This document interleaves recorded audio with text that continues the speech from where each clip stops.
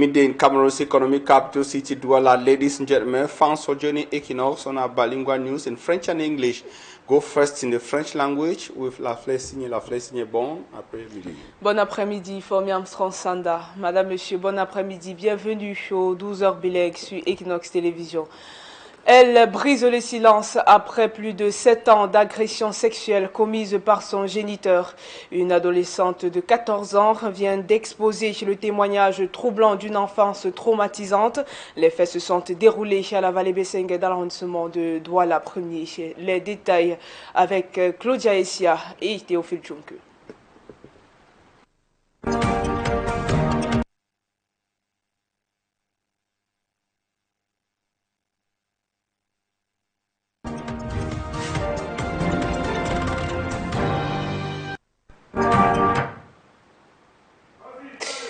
Madame, Monsieur, une fois de plus, bon après-midi. Merci de nous retrouver pour cette nouvelle édition du journal bilingue sur Équinoxe Télévision. Elle brise le silence après plus de 7 ans d'agression sexuelle commise par son géniteur. Une adolescente de 14 ans vient d'exposer le témoignage troublant d'une enfance traumatisante. Les faits se sont déroulés à la vallée Bessengue dans l'arrondissement de Douala 1er. Le récit de Claudia Essia a été au Fulchunke.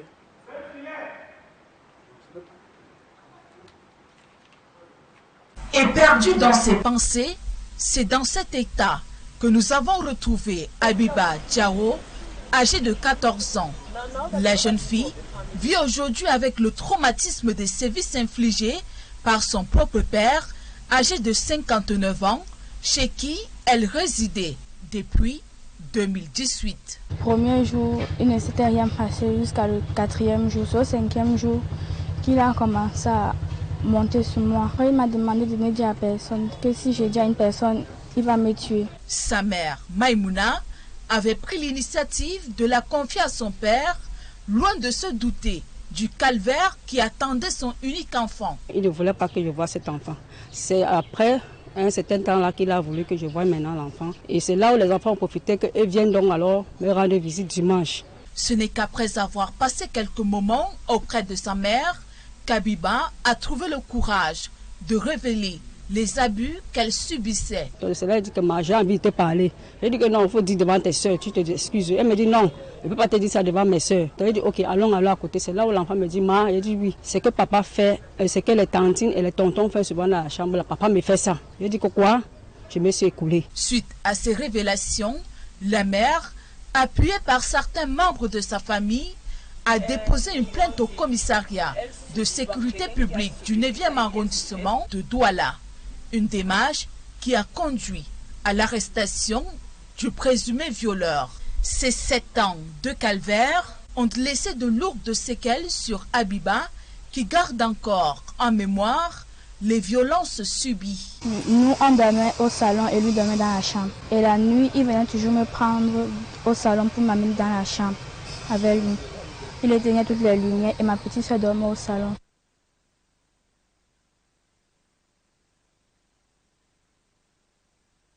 Doit subir une opération chirurgicale au niveau de ses parties intimes. On a tout fait les examens, on a demandé opération d'urgence, que vraiment on m'aide par rapport à cet enfant pour son opération. Quant aux mises en cause, il sera déféré dans les prochains jours à la prison centrale de Limbe pour répondre de ses actes. De nouvelles informations dans l'affaire de la petite Merci, la fille de 7 ans ligotée et torturée au quartier Total Colombon à Japoma dans l'arrondissement de Douala 3e. Depuis hier, son bourreau est incarcéré à la prison centrale de Limbe. Elle risque de passer 5 ans de prison ferme. La fillette, quant à elle, est désormais hors de danger. Elle a été confiée à un orphelinat de la ville. Les détails avec Isabelle Carole Zoupet et Josiane Gok. Elle passera sa première nuit à la prison centrale de Limbe suite au traitement inhumain infligé à la petite Merci, âgée de 7 ans. Il s'agit de dame Rachel Moti, qui a quitté le commissariat de sécurité publique du 16e arrondissement pour le tribunal de première instance de Ndokoti, pour ensuite prendre la direction du tribunal de grande instance de Bonanjo. Le procureur procède à la signature de son mandat d'incarcération.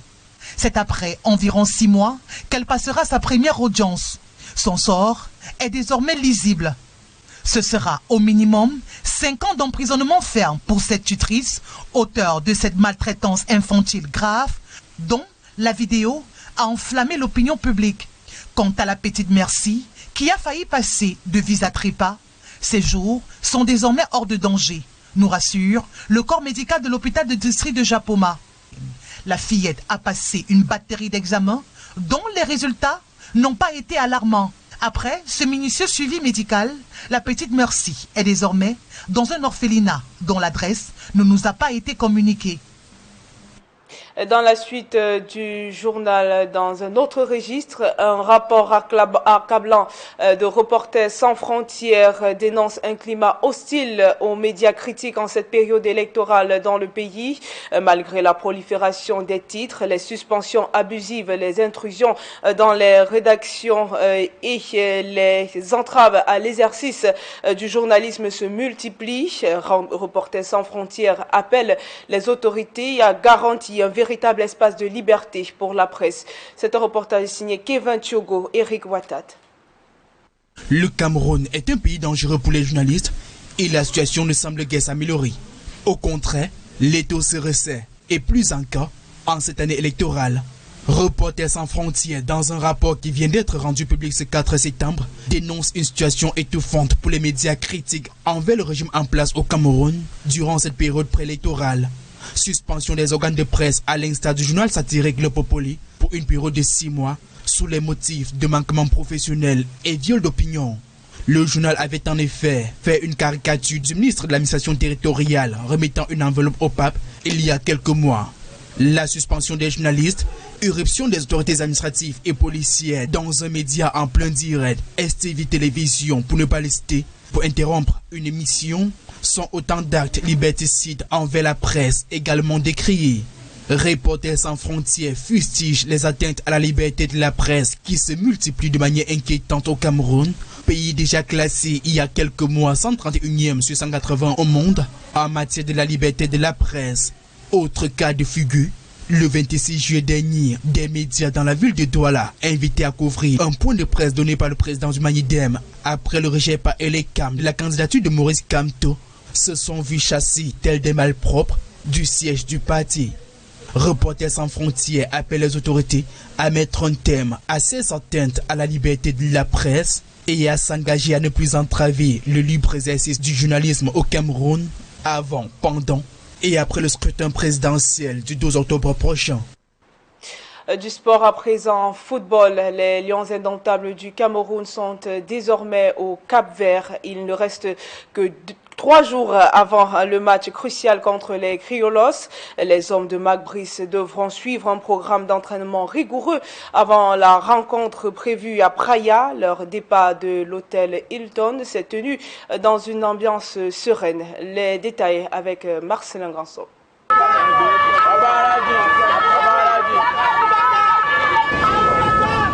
Prévu à 11h30, le départ de l'hôtel Hilton a connu un léger glissement. C'est finalement à 12h pile poil que le bus ayant à son bord les Lions indomptables du Cameroun a donc quitté cet hôtel en direction de l'aéroport international de Yaoundé-Simalène où Marc Brice et ses poulains vont embarquer pour Praia à 13h. Il ne nous a pas été possible d'approcher le bus des Lions indomptables, mais à partir de notre position, on a pu lire une certaine sérénité sur les visages des uns et des autres au moment où les Lions, justement, ont le destin en main. C'est la rencontre cruciale de mardi prochain face au Cap-Vert. Le capitaine Abouaka Vincent et ses coéquipiers qui sont conscients de l'enjeu de cette rencontre, car en cas de victoire, les Lions indomptables prendraient la première place dans ce groupe D très disputé. Avant le départ de l'hôtel Hilton, Marc Brice et ses poulains ont eu droit à matiner à une séance de décrassage pour un tout petit peu récupérer après la rencontre d'hier qui, comme vous le savez, s'est soldée sur une belle victoire des Lions indomptables du Cameroun, 3-0 face à l'Eswatini. Selon le team press officer des Lions indomptables du Cameroun, le groupe affiche complet en dépit du petit bobo que Arthur Avom a contracté face à l'Eswatini. C'est donc l'ensemble de l'équipe qui s'est donc envolé pour Praia dans la perspective donc de ce match de mardi prochain.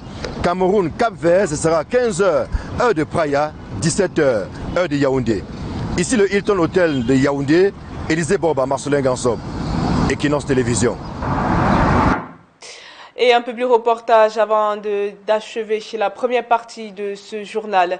Afriland First Bank confirme son engagement pour l'éducation à travers la deuxième édition du programme d'excellence scolaire BFIRST. Plus de 25 000 jeunes ont déjà bénéficié de cette initiative qui vise à soutenir l'éducation des élèves, des jeunes au Cameroun. Reportage.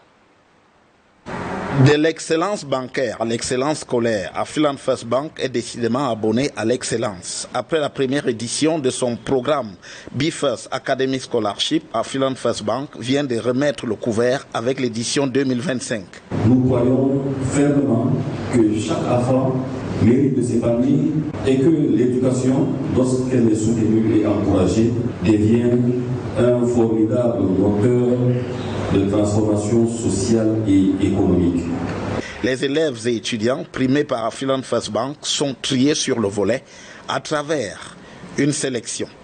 Après un processus de sélection rigoureux, de jeunes talents, désormais baptisés pupilles First Bank, ont été retenus pour bénéficier de bourses universitaires complètes ou partielles en fonction du cursus choisi. Une approche qui consolide les objectifs d'Afriland First Bank à travers le programme BFIRST.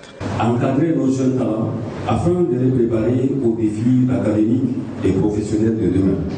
Récompenser l'effort, la rigueur et la persévérance au-delà des seules performances académiques. Créer un réseau d'excellence où les anciens lauréats deviennent des modèles pour les générations futures. Un engagement d'Afriland First Bank en faveur de l'éducation qui est salué par la ministre des Enseignements secondaires.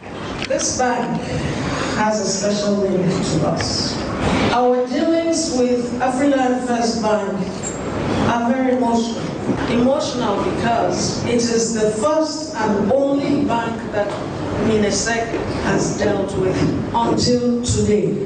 Illustrant la relation ministère des Enseignements secondaires Afriland First Bank, il a été mis en relief les facilités qui en sont issues. Everything that you will do inside MINESEC, you will be doing it with 1.2 million. Now, we have used this method, and today we are collecting more than 12 billion collecting for the schools. And who is doing this job? Afriland. Avec la deuxième édition, le programme BFIRST impacte déjà considérablement le microcosme scolaire et académique au Cameroun. 2024, on était parti sur 300 établissements dans les 10 régions du Cameroun, à peu près 15 000 étudiants récompensés. 2025, c'est le double. Donc on parle à peu près de 25 000 étudiants et plus de 600 établissements concernés dans toute la région du Cameroun. Cela à la grande joie des lauréats, appelés pupilles d'Afriland First Bank. Quand j'ai vu les 50 bourses disponibles dans tout le pays, j'étais vraiment surpris. Et maintenant, me voici en train de primer l'excellence. Et après cela, je pense développer une start-up, je pense travailler dans l'IA, la robotique pour essayer de connecter vraiment le Cameroun à l'échelle internationale. Je suis vraiment honorée, très heureuse de recevoir ce prix d'Afriland First Bank. Ça me touche vraiment qu'ici au Cameroun, on pense encore à valoriser l'excellence des élèves. Ça nous pousse à nous dépasser. Je voudrais remercier Afriland First Bank pour cette initiative. Une fois encore, Afriland First Bank impose sa marque de fabrique, celle de viser toujours le meilleur dans ses initiatives.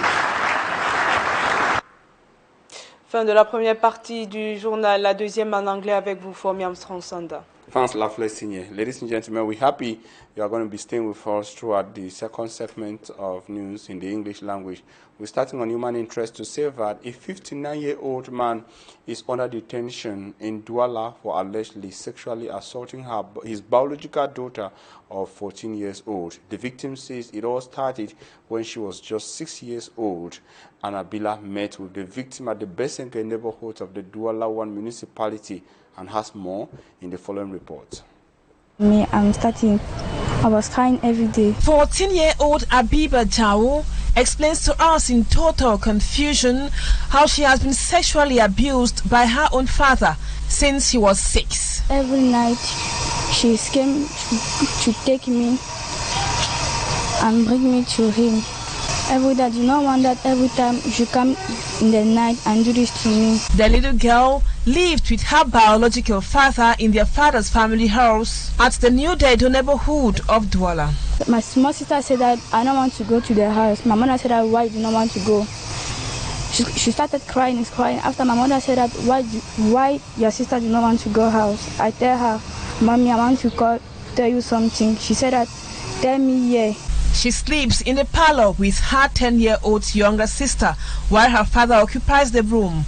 At night, she explains, her 59-year-old dad creeps into the parlor and orders her into his room. A reaction that when my father comes, she can see but cannot talk. Every day she sees it but she's not talking to anybody, my auntie, my uncle. With death threats from her father, the only person she could talk to was her younger sister. Helpless, they kept praying for when their mom will come for them.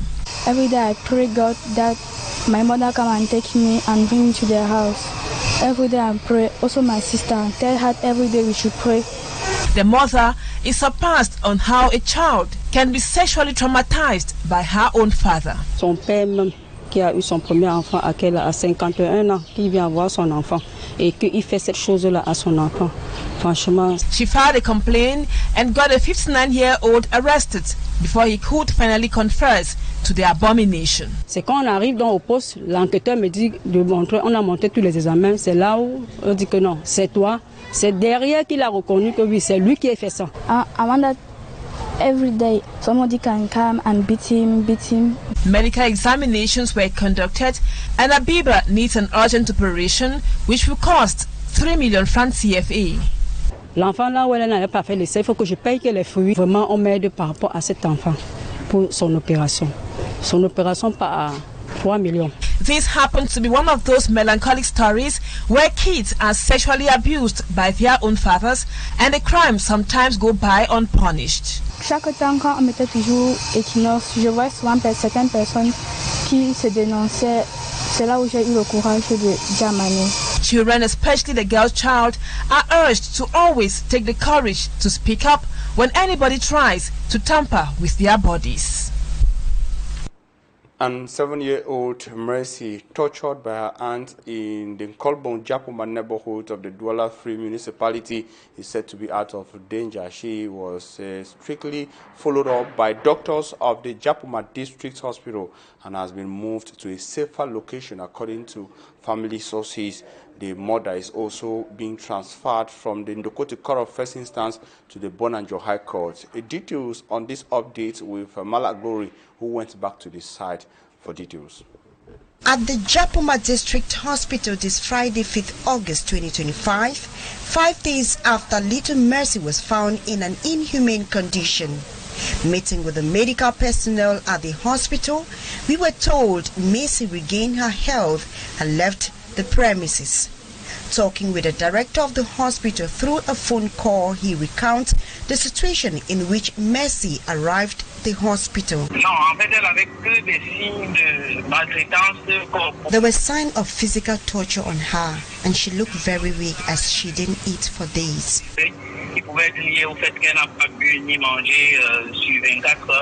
Dr. Obam Assam furthers that the victim has been transferred to a better environment for proper follow-up, adding that they have no idea on the whereabouts of the little girl who was taken away by the security officials.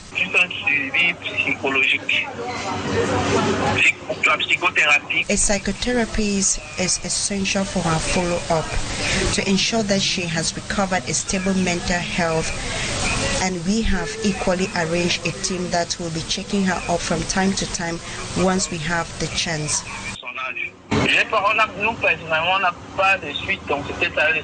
We have no idea where she has been taken to. While at the 16th Public Security Unit of Douala, we learned from an unofficial source that the little girl is at the Social Welfare Service while the victim has been taken to the Ndokoti Court of First Instance for questioning and will be transferred to the Bonanjo High Court. She is expected to be transferred later to the Limbe prison on a pre-trial detention. Affaire à suivre.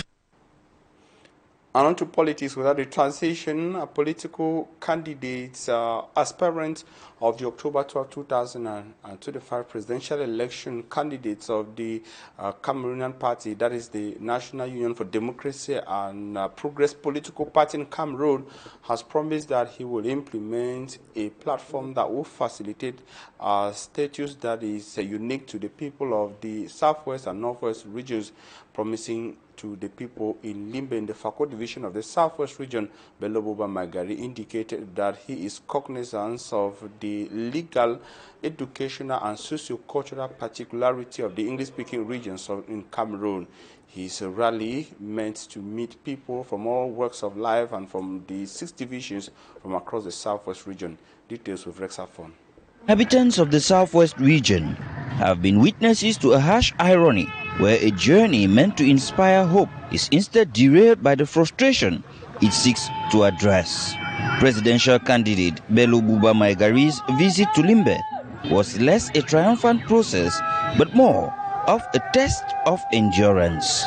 I've come to Limbe to meet you today with one clear message. The future of Cameroon will never be built without Southwest region. As though they knew he bore a message of hope and relief for the suffering people of the Southwest region, administrative maneuvers tried to no avail to stop him from speaking to a people said to be desperate for salvation. He braved the odds and finally breathed hope to the people of the region. For too long, you've carried the burden of conflict, fear and neglect.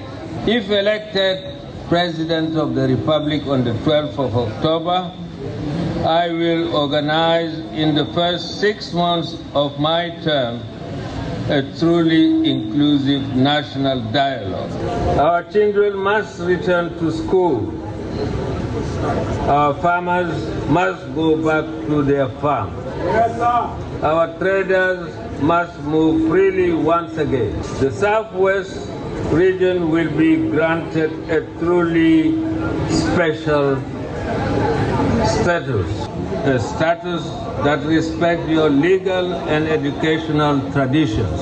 And above all, the Southwest will be the Silicon Valley of Cameroon. After just over an hour, Bello Buba Maigari, who had planned to stay longer, leaves the town of Limbe. For the people of the Southwest region, the happenings at the seaside town are a reminder that democracy is not always paved and that every promise made on this battered ground must first cross the chasms of neglect. And it was an easy thing for Bello Buba Magari to finally meet his supporters in Limbe in the Southwest region. The meeting witnessed some challenges as the hall was initially closed for his party supporters and sympathizers. A tense atmosphere that preceded his meeting, as David Sinman tells us from Limbe. Contrary to social media claims on September 4, 2025, that the divisional officer for Limbe 1 subdivision, Moni Innocent, had directly or indirectly banned the National Union for Democracy and Progress, NUDP party gathering, our source reveals that the authorities of the Women Empowerment and Family Center were responsible for the door closure, which temporarily disrupted the event, thereby vindicating the divisional officer for Limbe 1.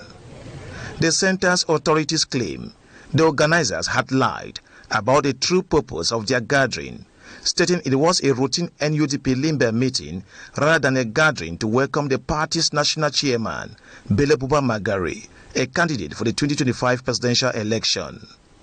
This discrepancy led to the doors being closed, as per the agreement with NUTP Limbe officials. The incident created a tense atmosphere with an increased police presence in the area.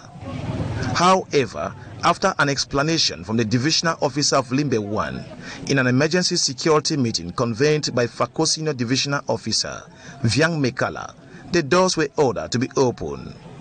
Our sources confirm that the FACO Senior Divisional Officer also requested the center authorities to clearly outline the rules for hiring the center in writing to prevent similar incidents in the future.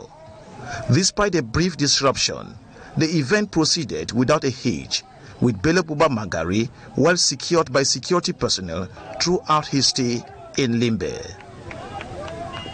And on to something else, Reporters Without Borders is worried about shrinking civic space in Cameroon, but also the well-being and safety of journalists operating across the country. That is echoed in its most recent report. According to the report from Reporters Without Borders recently published, Cameroonian journalists operate in a hostile and precarious environment where critical reporting is often met with repression, the government's dominance over the media regulator, that's the National Communications Council, CNC, and the appointment of state-owned media heads by a presidential decree have contributed to a closure of self-censorship or a culture of censorship in Cameroon. The report highlights several challenges facing journalists across the country, among which is violence and intimidation. It says journalists are frequently subjected to verbal and physical attacks, arbitrary arrest and detention in some cases. They also talk about censorship and self-censorship, saying that media outlets face restriction and journalists often self-censor to avoid repercussion. It says that journalists in Cameroon work in an unstable economic condition, undermining their independence. The murder of renowned journalist Martinez Zogo in January 2023 and the killing of Anyende Saw, bureau chief of the Advocate, in May 2023 have underscored the risks faced by journalists practicing in Cameroon. As the presidential election approaches, concerns are growing about the potential for increased censorship and repression on journalists. In October 2024, for example, a ministerial communique bound media discussion on the president's health, raising fears about the government's commitment to press freedom across the republic. And the people of Kiosi, that's a town in the south region of Cameroon, are raising concerns and worries about what they qualify as the complete abandonment of the town of Kiosi, despite the strategic economic position of the town on the borders between Cameroon and Equatorial Guinea, as well as Cameroon and the Republic of Gabon. Their worries are compiled by Semajikan Gebe, who paints a picture of the abandonment of Kiosi.